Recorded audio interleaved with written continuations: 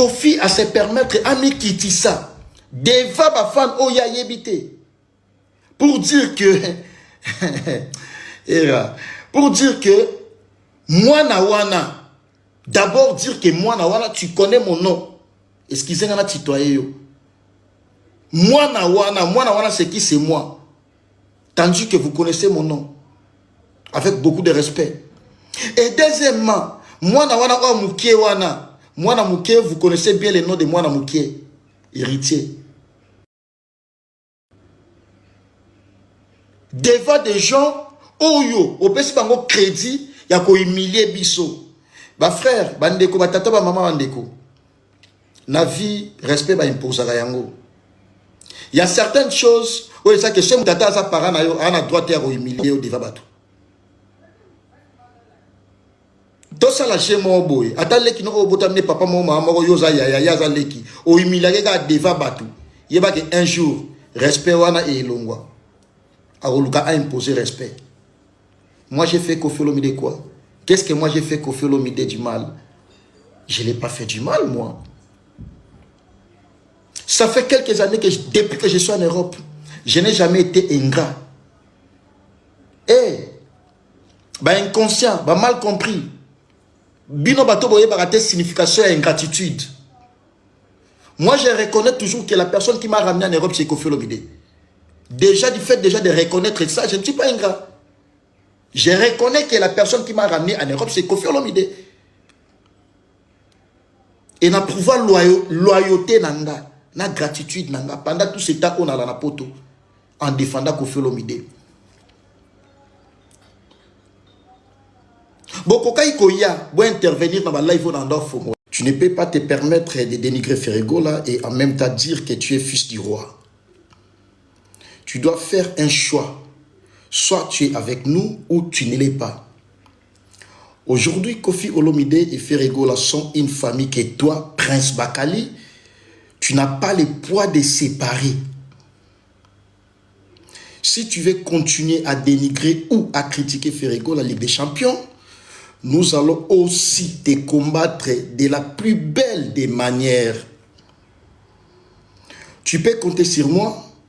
Je serai sur ton chemin pour t'arrêter à chaque fois que tu te mettras sur notre chemin. Ta haine, ta méchanceté contre Ferré ne prospérera pas devant nous et fais-moi confiance.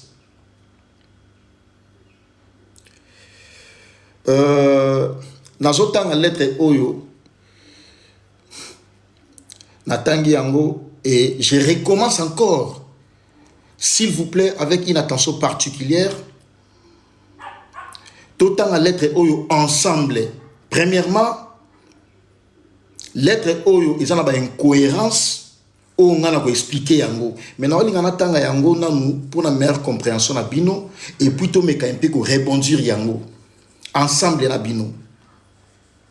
Et c'est live. Nazo précisé, j'ai fait ça pour tout le monde. Naibi bato baota la live te, mais je dis bien que mambonga na loba awa lelo na live lelo. Nana maîtrise nango et puis ils a décision finale yanga Prince Bakali. Vous allez en savoir ça tout au long de la live lelo. Na bandeli li sous lecture ya live et pardon ya lecture ya notes oyo où ils allaient publier lobby. La lettre a commencé Prince Bakali. D'abord c'est une lettre à menace. Prince Bakali, tu ne peux pas parler du bien de Koffi Olomide et en même temps attaquer Ferrego la Ligue des Champions. Tu ne peux pas te permettre de dénigrer Ferrego là et en même temps dire que tu es fils du roi. Tu dois faire un choix. Soit tu es avec nous ou tu ne l'es pas. Aujourd'hui, Koffi Olomide et Ferrego là sont une famille que toi, Prince Bakali, tu n'as pas le poids de séparer. Si tu veux continuer à dénigrer Ferrego là, si tu veux continuer à dénigrer ou à critiquer Ferrego la Ligue des Champions, nous allons aussi te combattre de la plus belle des manières. Tu peux compter sur moi. Je serai sur ton chemin pour t'attaquer, pour t'arrêter, pardon, à chaque fois que tu te mettras sur notre chemin. Ta haine, ta méchanceté contre Ferrego là ne prospérera pas devant nous et fais-moi confiance. Nasuki wana.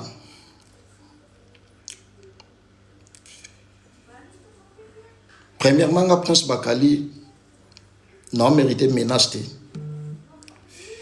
N'a mérité menace. Deuxièmement, lettre Oyo et Salamina concept nini pour ngai naza chroniqueur ya musique na sala na quartier la tente.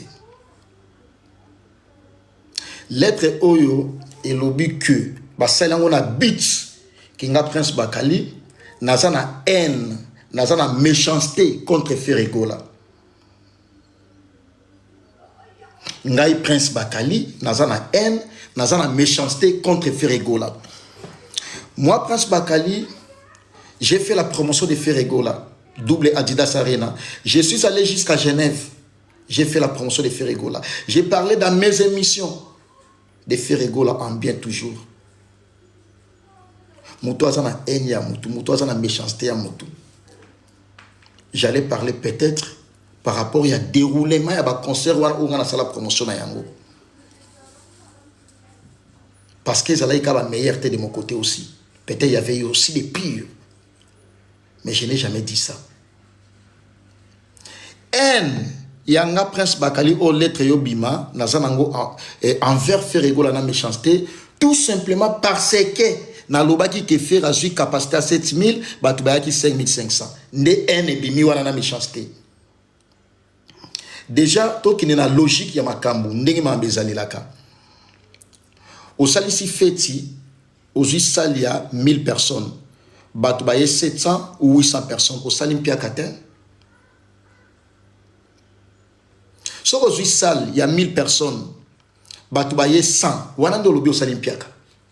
Mais sur au salim même la moitié 500. La moitié à 1500. Leader de news, merci beaucoup. Et en piakaten. Et si Prince Bakali, ba propos na yo aloba kiwana. Et zala ki bongote. Qu'est-ce qu'il faut? Bah, il y a une preuve ou au luki débat contradictoire. Na mutu yango. Au luki débat contradictoire ou il y a une preuve. So il y a une preuve au démontrer yango que makambu au lobby eza bongote tala vraie version yango yo. So comme ni mutu nazo continuer, wana ekomi makambu mususu.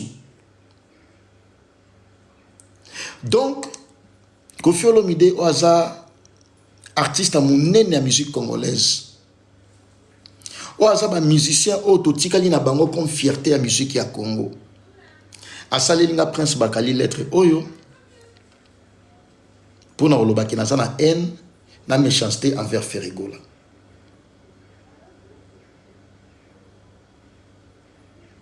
Haine na méchanceté na zala envers Ferregola. Pourquoi na sala ya ngote pendant que ba concert ya Adidas Arena ba Genève ezala.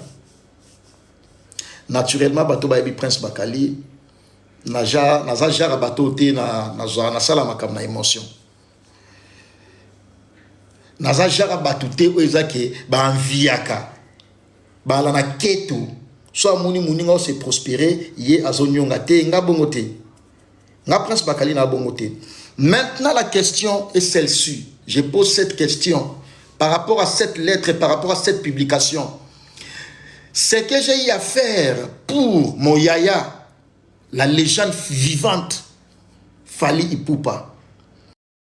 J'ai dit et je recommence, ce que j'ai eu à faire pour mon yaya, la légende vivante,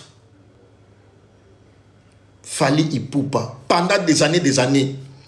Est-ce qu'il y avait une publication pour me dire que Prince Bakali, ce que tu fais pour Fally et commis acharnement, tu dois laisser? Est-ce que la lettre a été faite? Est-ce qu'il y avait une publication pour nous interdire que Prince Bakali, Ozosala pour la légende vivante, Yaya, Fally, Ezamabetika? Parce que, pourquoi j'ai dit ça? Pendant tout ce temps que moi, j'étais à côté de Koffi Olomide, comme son fils et non comme son travailleur. Jamais Koffi m'a dit que Ngana Fally to alabinemi te alobelanga bongote. Donc, comme bazala binemi te alobelanga pe bongote, azala ki pe na moi obligation ninga sa na obligation au sala lettre oyo a komelanga pe lettre que non ozo sala pona Fally et comme acharnement. Voilà. Parce que quand vous dites déjà ici, on peut décortiquer la lettre ensemble avec vous.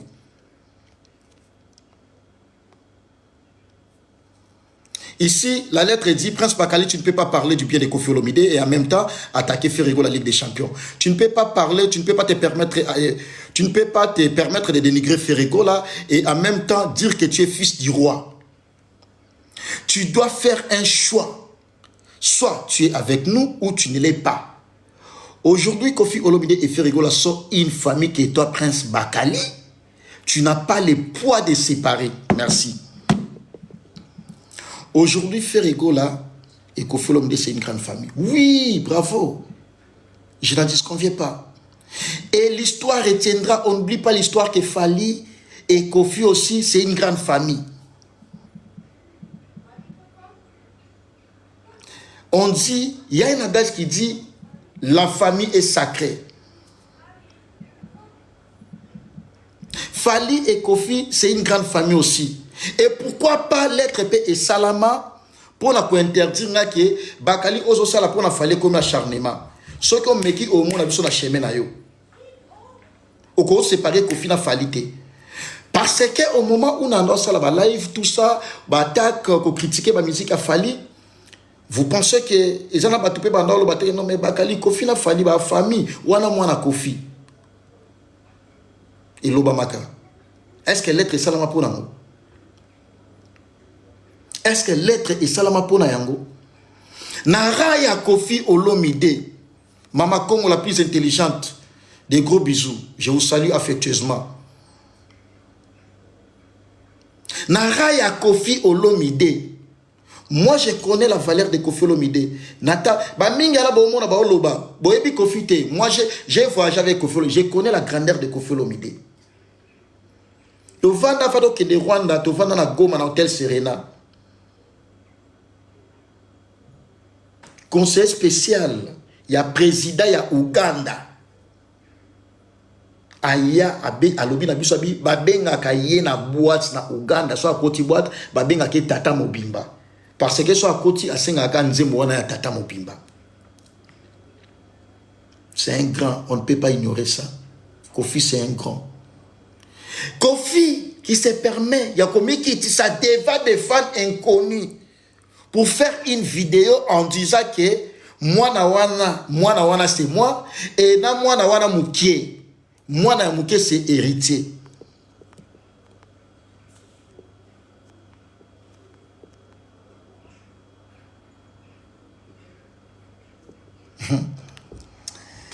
Et la Ramsès les puissants. Kofi a se permettre à Mikitissa devant ma femme Oya Yebite pour dire que pour dire que moi Nawana, d'abord dire que moi Nawana, tu connais mon nom. Excusez-moi, citoyen. Moi Nawana, c'est qui? C'est moi. Tandis que vous connaissez mon nom. Avec beaucoup de respect. Et deuxièmement, moi Nawana, moi Namouké, vous connaissez bien le nom de moi Namouké, héritier. Devant des gens, Oyo, au pesi bango crédit, il y a ko humilier biso. Ba frère, bandeko, ba tata, ba maman bandeko. Na vie, respect ba imposa yango. Il y a certaines choses où il y a que ce moutata sa parent a droit à humilier au devant bateau. Tout ça la chez mon boy. Attends les qui n'ont pas papa maman maman yoza ya za leki. O humilier ga devant bateau. Il y a que un jour respect wana et longwa. Aoluka a imposé respect. Moi j'ai fait Kofi Olomide quoi? Qu'est-ce que moi j'ai fait Kofi Olomide du mal? Je n'ai pas fait du mal moi. Ça fait quelques années que depuis que je suis en Europe, je n'ai jamais été ingrat. Et inconscient, mal compris. Bino bato boye barate signification et ingratitude. Moi je reconnais toujours que la personne qui m'a ramené en Europe c'est Kofi Olomide. Déjà du fait de reconnaître ça, je ne suis pas ingrat. Je reconnais que la personne qui m'a ramené en Europe, c'est Kofi Olomide. Et n'a prouvé loyauté nanga, na gratitude nanga pendant tout ce temps qu'on a dans la poto en défendant Kofi Olomide. Boko kai koya, vous intervenir dans la live dans la formula de 8h à 18h, s'il vous plaît. Na sala ba live ba journée plein. pour défendre toujours Koffi Olomide. En ce moment-là, je n'étais pas ingrat. En ce moment-là, je n'étais pas traître.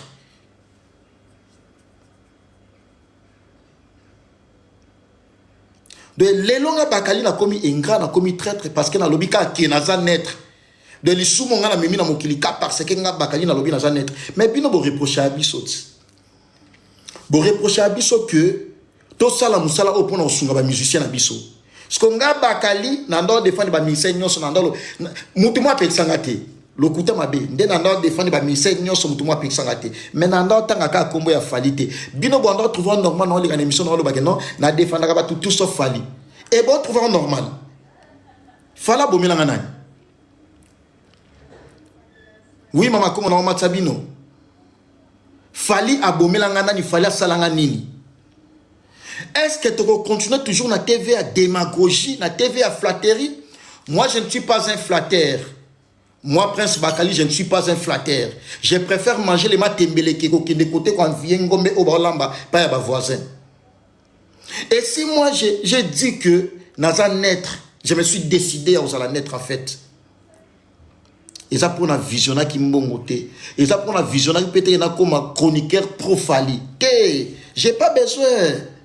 J'ai pas besoin. Nana besoin comme un chroniqueur pro-Falité. Na linga ikana sala makambo bien, c'est tout. Et na bangi pe mutute. Na super décision na po na bangi mutute. Et outi na motema nanga. Vous savez, ce que la décision est outi na motema na yo, et c'est la meilleure décision. Na sa makambo émotion te po na pe na kanda te. Ce na la na kanda. Na ngala sa makambo n'importe quoi na ngala sa live te. Bagolois, insultez-moi, faites comme si, faites tout ce que vous voulez. Et je comprends, ça ne me dérange pas. Ça me fait trop rire parce que na yebi grandeur nanga na yebi que bosango c'est parce que c'est Bakali. Vous savez combien de chroniqueurs au bataka peut faire rigoler musicalement. Mais vous savez là bango mamsuko vous savez là. Mais tant que vous savez yanga bongo pour na yebi onga naza. Ce na sala ki Bakali te bongo vous savez yanga ba live te bongo bo fingate. Et pour votre information, nga eloko o ezalaga awa o ezalaga pasi se ba fingi yo elonga nga kala te elonga nga kala so fingi bêtise maman nga pour votre information et ça au rappeler qu'il y a ça na yango so lobi li ya maman na yo te aza moi si c'est normal fois ça na yango so lobi na ngande Bakali li na yo na loba o nga na mobali na ngote mais so bi ya maman na yo. Quand tu insultes une mère, déjà qui est liée à maman na yo. Exemple, moi na moi, so fini lié à maman na yo. Mais, et ça, c'est la yo mokoti. Et ça, le roi, au longo li potina misu na ote, mais au longo la misu na mutu mususu, yo moko za na potina misu na yo. Et c'est un message pour toutes les femmes. Oh, bah, insultaka, lié à maman na yo. Yo za moi si mo fini lié à maman. Mais ça, et ça, na sama kolo na yo. Donc, de ce point-là, ils ont insulté. Ils ont rappelé que maman na la nango. C'est le point bas. Soko finga Bakali taye kuna mukuse batamilai bazalaka batamilai pe ba mérita ba finga ba pe taye kuna tipa nango mulaya ngo bien te. Voilà, c'est normal. Batami ke fuba zala batami nene fuba zala batami kuse fuba zala batamilai pe fuba zala. Ils ont loi et nature, c'est tout à fait normal. Yango ndeko déranger nga. Naza mwana mungala 100%. Nazo makamu na premier degré te na la traumatisé na ben insulte ya o na yebi ke ngana bongo te. Boyebi nga Bakali muto ayebi nga na internet parmi bato ba yebi nga era fait partie muto mamsunga so na la cupidité demandez même à era na rosa mamsupe na 100 euros te mais je peux appeler aussi mon ami je sais que oui il peut me donner 100 euros mais na benga kete que ya ndeni tiana sairo mobo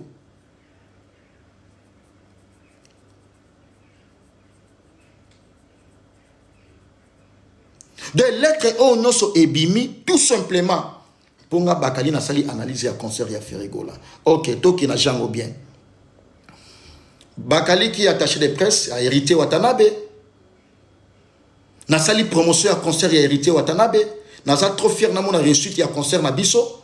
Ba fan ya musicien ba yebo ba dénigrer concert na biso. Oui, ils ont droit na bango parce que ils ont musique etambola bongo. Ba l'axi da position na bango qui adversaire na bango héritier Watanabe. Ceux qui vont calculer que héritier Watanabe te, pourquoi faire des analyses pour un concert et héritier? Ceux qui vont faire des analyses pour un concert et héritier Watanabe, veut dire, il y a des adversaires Nabino.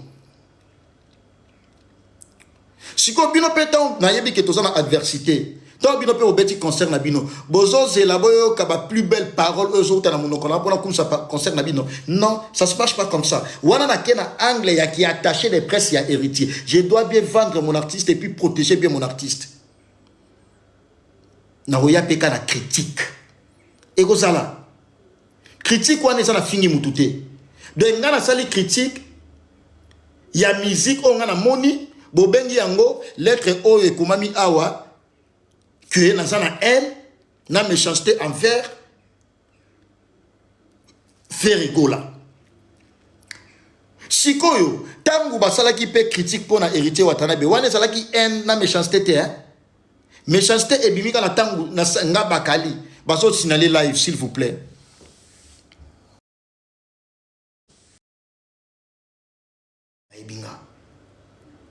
Na la complexité. Et tant na ya poto pe na kofi na senga kofi lo ndami manga poto te. Kofi lo ndami manga poto na volonté na ye. Po amuna ke no petit nga off et singa na meme poto. Ezali pe par hasard te. Ayebile pourquoi mi mainga. Alors quand inga na balabala te po mi manga poto. Il y avait un but. Et ce but là, j'en suis fier de ça et je suis reconnaissant envers Koffi Olomide.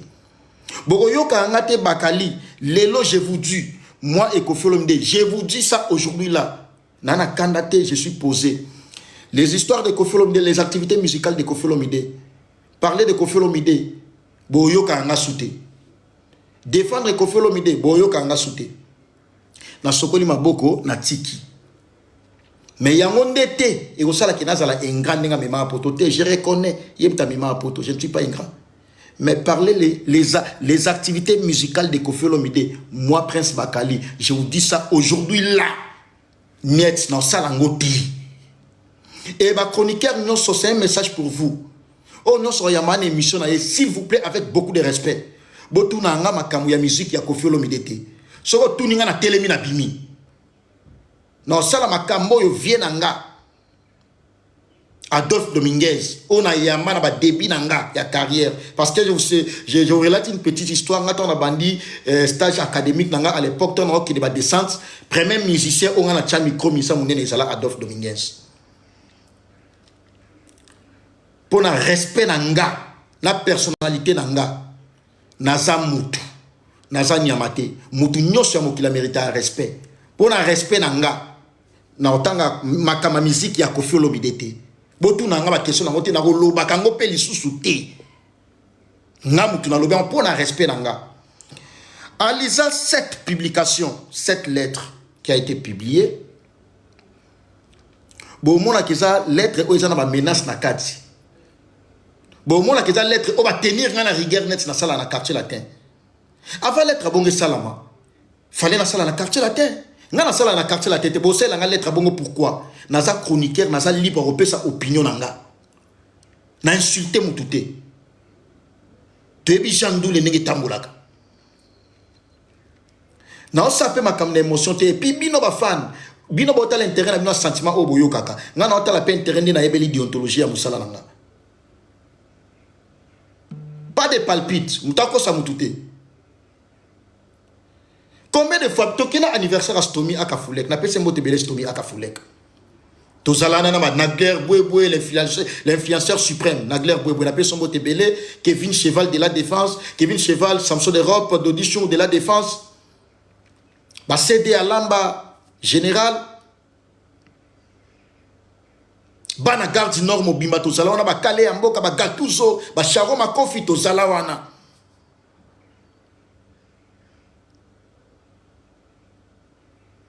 Héritier ba Tchanzembo ya Koffi Olomide. Héritier Robina Mungam n'a filmé. Si l'artiste n'était pas vrai, il allait me dire Bakali supprimer vidéo ou qu'on filme ngate. Mais il avait dansé ça. J'avais envoyé même la vidéo à Koffi Olomide pour voir comment Héritier danse ses chansons.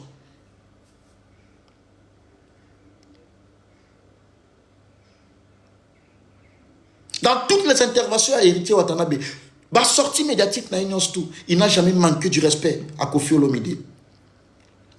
Est-ce que héritiers ont mérité bah, l'obanaye qui est moi na wana mukie wana? Mais non.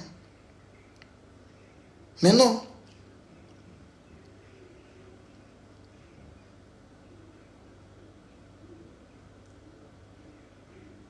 Les lots on est dans la musique congolaise.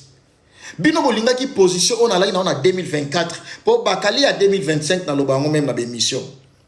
Cause à la naître exacte que non faut ko sakabatu. Cause à la naître exacte que non obukaka lokuta. Na presse en ligne, tous la seule chroniqueur il y a investigation, les seuls et l'unique. Mikolo ba benga investigateur ya musuni ngayeyo. Journaliste d'investigation, il y a Moussouné Zanga, vous allez regarder Internet, la presse en ligne. 2025, qui n'a sali d'investigation. Pour investigation à 2025, bon, on a considération les cas investigation à 2024 à 2023. 2024 à 2023, on a kosa ibino mingi. Na kosa ki bino penza mingi, na kosa bino te. Bozo yo ka vérité lelo. Il y a investigation, on a sali à 2025. Naziba résultat nyonso ya makambo nyonso na kosa kabino wana vérité ye lelo na lobango bandeko to fongo la parenthèse moka muke Gauthier Sey auta Kinshasa ayaka ti poto pona roya osala investigation kana kombo ya mutu moko bozo betelema Gauthier Sey atama yele Gauthier Sey ata grand journaliste ta pona fali te boami te mama be franchement de côté c'est à l'onga pia foutina billet à yena poto pour ça l'investigation car pour na fali eh mais bon mité mabe d'après toi ça ya nanga d'après tout pena wana ya nanga boko ça va jeku suna ya te oyeli ya na 12h na 13h au moninga ezali kambo ya makila et puis ezali kambo ya ngonga les temps ezali kambo ya ngonga oyeli yaya o moninga oyeli pena yaya o moninga mutako sabino te résultat ya investigation à 2025 makambo na oloba era za témoin era amona ki ndenga bakali na ndo sa l'investigation amona ki résultat na lakisa ki ye pencher langeza pencher ya era te leader de news pencher langeza pencher ya era te era a son opinion ngape na opinion nanga ndenge na lobaka na bino na 2024 et 2023 que yaya disque donc nezaka lokuta yaya na 2025 on a sala investigation depuis Congo ezala Congo premier artiste musicien congolais a disque d'or certifié na Snap eza yaya na bandeli depuis Congo ezala Congo depuis musique à Congo et banda et ba vie calé Jeff Pia son âme papa taboulé Pia son âme yaya depuis Congo ezala Congo premier artiste musicien congolais a disque d'or certifié na Snap ezala ka yaya na moni na ba preuve na ngo nyonso na za na ba preuve za na téléphone na zo ya na ba matière mako depuis Congo ezala Congo légende ngaye kasbakali depuis Congo ezala Congo légende oyo na ba États-Unis oyo partout bazo reconnaître na kasi eza yaya yaya aye na sima ba musicien belé mais yaya alakisi preuve et loko yaya asali na poto na 2023 et tikala ko zalata te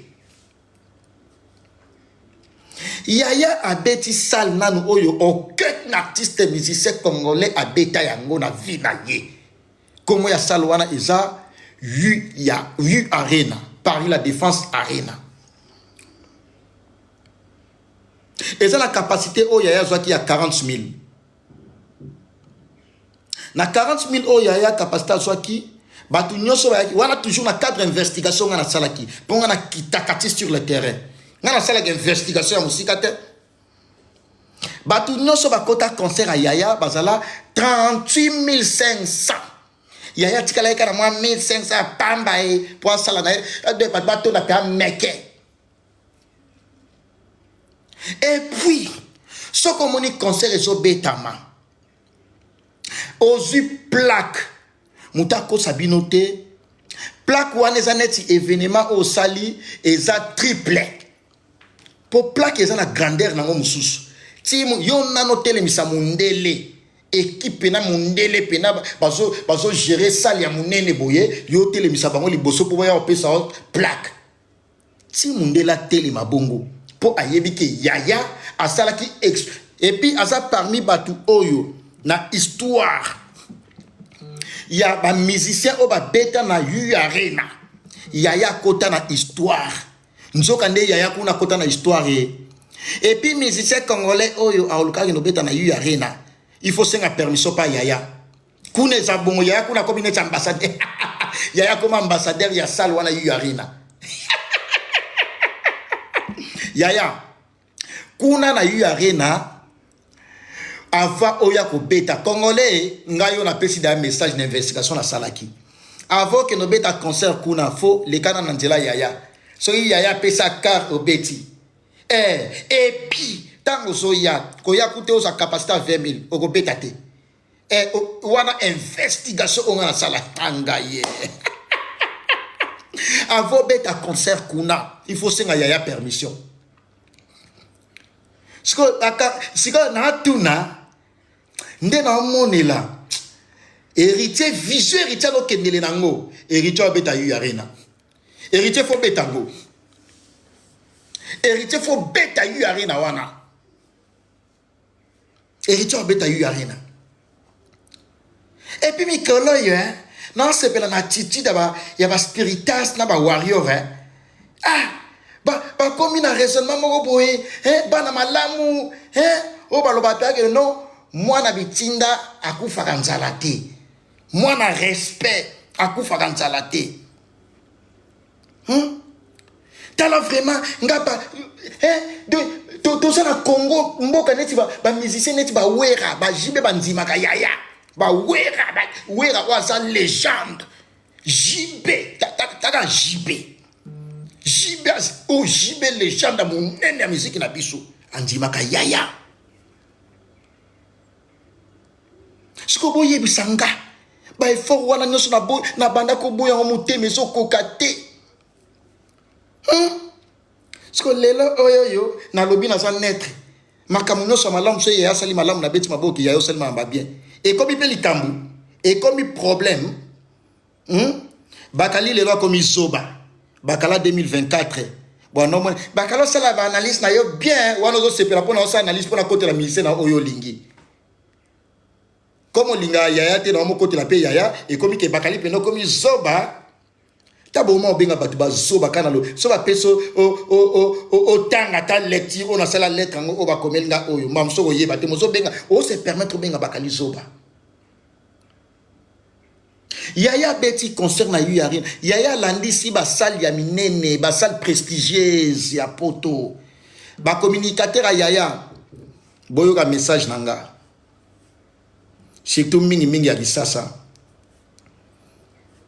ba communicateur ya Yaya ya Kisasa boyo ka message nanga nazo pesa no message oyo tant que le ya Yaya nazo so ba disposition pour na bino boteka Yaya bien te bosala TV à démagogie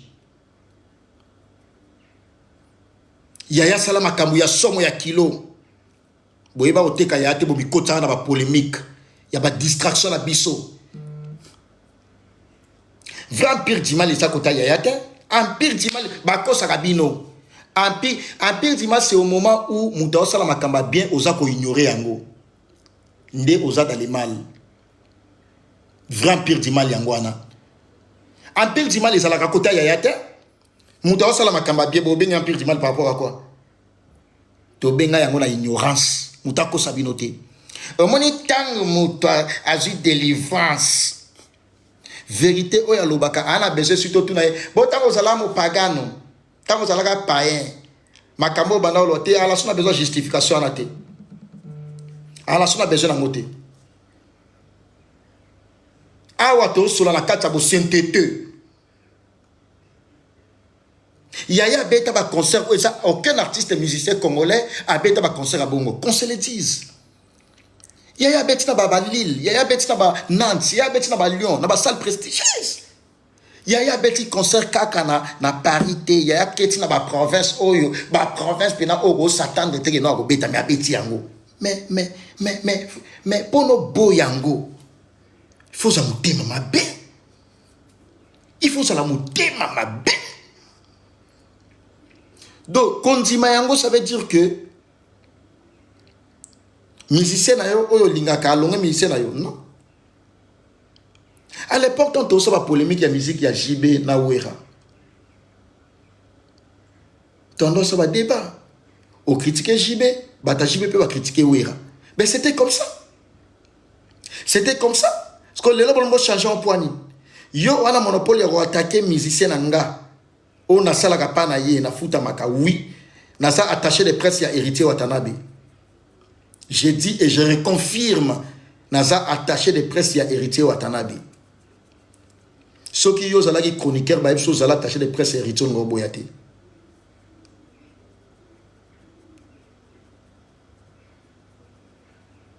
Et bon, tiens, on a moutou na bino. Nana besoin d'écouter dans la comme chroniqueur profalité. Oeza li kamama kila. O li kamama kila. Famille mobimba ba warrior. Angaye. Nsembo oya yaya na zoka maya miso do bimanga na miso, na boya ko bina ba nsembo pona, Nena tout la cas moi deux questions Bakali. Siko ndengo za porte-parole ya Wata. Soki obandulo baka ou soki attaché de presse.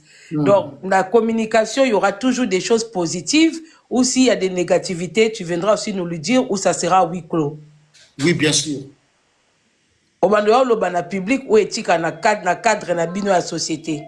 Oui. Ce qui, au moment où déjà on a eu une décision qui n'a commis naître, ça veut dire, c'est na moni mabe na koloba. C'est mon place al malam na obete le maboko. Ok, bon, pour quand tu travailles dans une entreprise, et là, on est sur ma bêtise à la nabino na kachikuna, yo bandola sabiso kaka, biloko ya malam. Bref, tolongwe côté wana. Na esko côté mususu. Sincèrement, du fait que vous êtes neutre, mais on sait que ozo sala pona wata. Et qu'on dérange wata te quand tu viendras t'asseoir pour la osala banalise pour la ba mission mususu. Zala sincère parce que tu es dit que ba mission na bazampe na moi hypocrisie que tant qu'on ça la pona ye soka moni ozo ba mabola mo pona ndeko moko boye moko ezaka gênant il osera pas te dire tout de suite mais a retenir yo moi dans moko boye pas ebima après est-ce que pas wata troyoka lobby te que wata zo sepela tende ozo lobela ba mission mususu en bien. Merci beaucoup pour la question en tout cas Mama Congo très bien. Ah Mama Congo yo faut ando yamba abat faut ça la plateau ando yamba abat. Osa pena cohérente dans la question na yo. Je pense que na autant le bango awa, j'ai connu héritier Watanabe avant presque ma mission tout au monde dans sa fiche na ba. Depuis que je l'ai connu, et quand on dérangé était que non na sur la mission so na pour liboso. Deuxième point depuis na comment attaché de presse il y a héritier Watanabe. Na zala kana ba musicien mususu. Na commis attaché de presse héritier Watanabe moi au kati. Depuis et quand on dérangé était et puis na rassuré ok et kotika la paix ko déranger ata mukolo morote. Ok, merci. Na suki na ngana menena passer message na ba spiritas na tiko na inspiration no na lobaka boy. Na ebi ke e sui ba spiritas jibeto chaka bango na makambo te. Mais oyo yaya amemeli biso na muziki.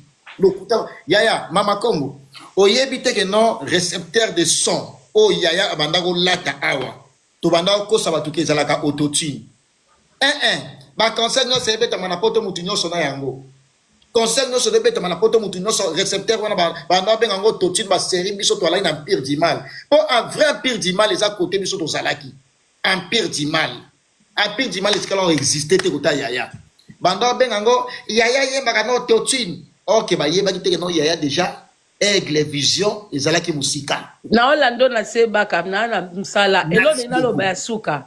Oyebi quand même que Fally aza parmi ba musiciens oyo. Benga yayako pardon. Mais yaza yano aza yanga te.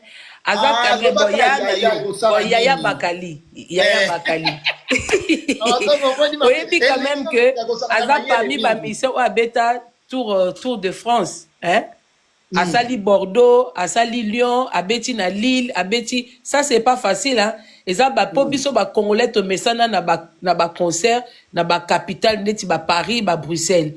Mais y est quand même à Oza, kokende confronté, ba ville wana, ba Bordeaux, ba ville wana, surtout. Donc, ça, quand même, les lots ont reconnaître que c'était pas facile, mais il a quand même eu à le faire.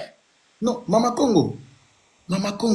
Et ça va exploit ou écouter la histoire. Merci beaucoup. La CPL Ndengo Zongi honnête et continuez toujours qu'aux honnête boye, mais ne parle pas du mal de Papa Kofi qui a quand même côté wana oui naibi ko olobate donc côté wana muta memo pena na vague wana te et puis soki si nzela nyoso to esenga ko kabwana nga ko kabwana bino ça m'étonne pas akabwana kutuna lia na bana na basi misusu to mona ngo normal azo kabwana ba musicien na ba danseuse eza tout à fait normal beaucoup comme ça la parcours na mutu un moment soki bomoni mutu na mutamoni intérêt na e komi ke fo bo kabwana ndeti Abraham akarbona pena lot.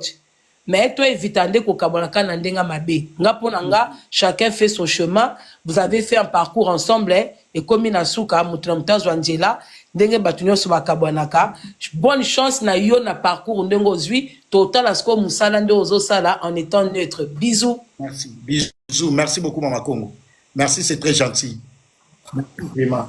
Puis Roger Mwanamboka. Ouais, mon frère, yo yebi. Ngana bio journaliste Yamboka qui était toujours neutre. Bakali aux arasans complaisance. Depuis qu'il fait ça, Bakali au salam nayo aux églises au milieu du village. Nga e bande ko déranger nga na nzela oyo ponaki a na poto ya ko combattre un autre musicien ya munene Yamboka na biso azo sa va preuve. Nga na wana comprendre yo te. Et oyebi que chaque temps na wana kuta na yo nazali toujours ko conseiller que Bakali le mwana voix oyo